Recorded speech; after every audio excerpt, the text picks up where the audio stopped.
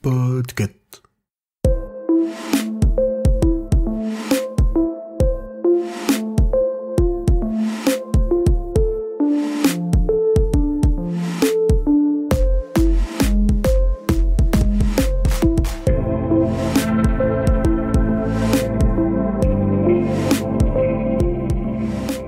Bonjour à toutes et à tous, vous écoutez le numéro 109 de la Gazette du Maine, le podcast de Stephen King France qui vous résume l'actualité de Stephen King.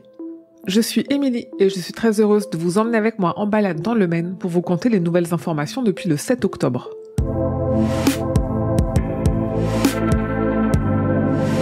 On a eu beaucoup d'infos sur les projets d'écriture en cours de King ces derniers jours. D'abord, on a une date de parution pour son nouveau roman en anglais. Notez bien dans vos agendas, Never Flinch, qu'on peut traduire en français par Ne jamais flancher, paraîtra le 27 mai 2025. Il s'agit de son nouveau roman avec Holly Gibney et l'agence Finders Keepers, dont il parle depuis plusieurs mois, mais sous d'autres noms. On avait notamment entendu parler des titres We Think Not et Always Holly. Sa détective revient donc pour une enquête plus complexe que tout ce que King a pu écrire jusqu'à présent, et pour la sortie en français, il faudra sans doute attendre l'hiver 2025. Ce week-end, sur son compte X, anciennement Twitter, King a aussi donné l'information qu'il est à nouveau en train d'écrire sur l'entre-deux-mondes et les territoires. Si vous avez suivi les dernières gazettes, vous savez ce que ça signifie. Il s'est enfin lancé dans l'écriture du tome 3 de Talisman et Territoire, qu'il avait déjà coécrit avec Peter Straub, et ce nouveau livre, s'il le termine, devrait être on ne peut plus connecté à la Tour Sombre.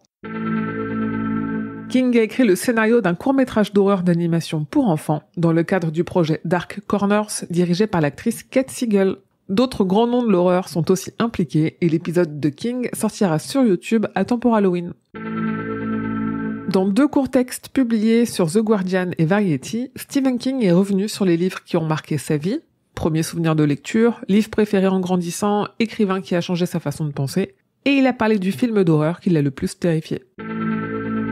Stephen King retrouvera son groupe de musique, les Rock Bottom Reminders, à la Miami Book Fair, le salon du livre de Miami, le 23 novembre prochain. La joyeuse bande se retrouvera pour se remémorer leur vie sur la route, je cite, lors d'une conférence inédite. On ne sait pas encore s'ils y participeront tous en présentiel ou si certains d'entre eux, dont King, seront à distance. Je vous le disais dans la dernière gazette, King a participé à Scare Up the Vote, un événement en ligne pour soutenir la campagne de Kamala Harris et Tim Walz, rassemblant des figures de l'horreur comme Joe Hill et Mike Flanagan. Dans l'article dédié sur le site, je vous ai fait un résumé de la soirée et notamment des échanges avec Joe Hill, un de ses fils, et King, puisqu'ils étaient tous les deux réunis chez Stephen. Stephen King continue de s'engager pour sa communauté avec 2 nouveaux dons, $430,000 pour soutenir des candidats démocrates dans le Maine et $25,000 pour fournir des livres aux écoles de Portland. Un geste fort en faveur de la culture et de la politique locale.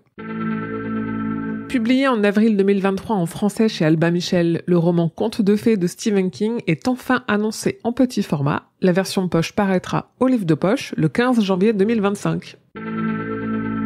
En novembre, Audiolib et Audible proposeront à l'écoute les nouvelles traductions de 2 romans de Stephen King, Shining et Talisman.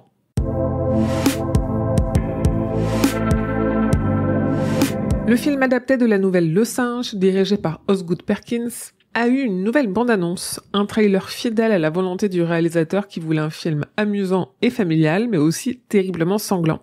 Sorti en salle française le 19 février 2025.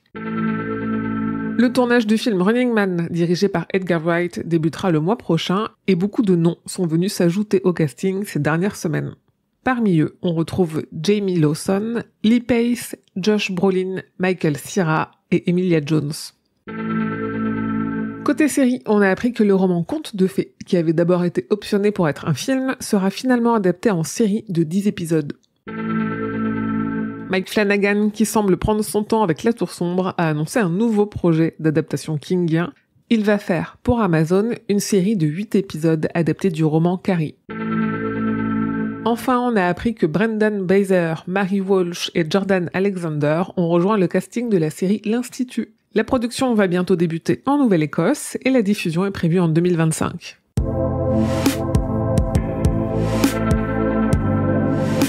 La couverture de The End of the World as We Know It, l'anthologie de plus de 30 histoires en hommage au fléau de Stephen King, dont il signe la préface, a été dévoilée. je vous l'ai partagé sur les réseaux de Stephen King France. Et on a aussi eu la date de parution, pour la version en anglais en tout cas, rendez-vous le 19 août 2025. Enfin, je vous présente sur le site 3 nouveaux livres en anglais sur Stephen King qui vont bientôt paraître, 2 thèses analysant son œuvre, et notamment ça, et un nouveau livre signé du spécialiste Hans Eik Leilja.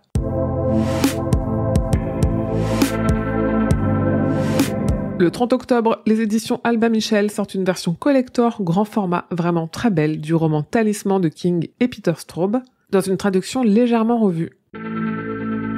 Le 6 novembre, les éditions J.C. Lattès publieront une version collector grand format à couverture rigide du recueil de nouvelles Danse macabre de Stephen King avec une toute nouvelle traduction. Le 8 novembre, Talisman, dans sa nouvelle traduction dont je viens de vous parler, sort en livre audio. Et le 20 novembre, c'est le tour de Shining, dans la nouvelle traduction parue chez J.C. Lattès l'an dernier, qui arrive aussi en version audio.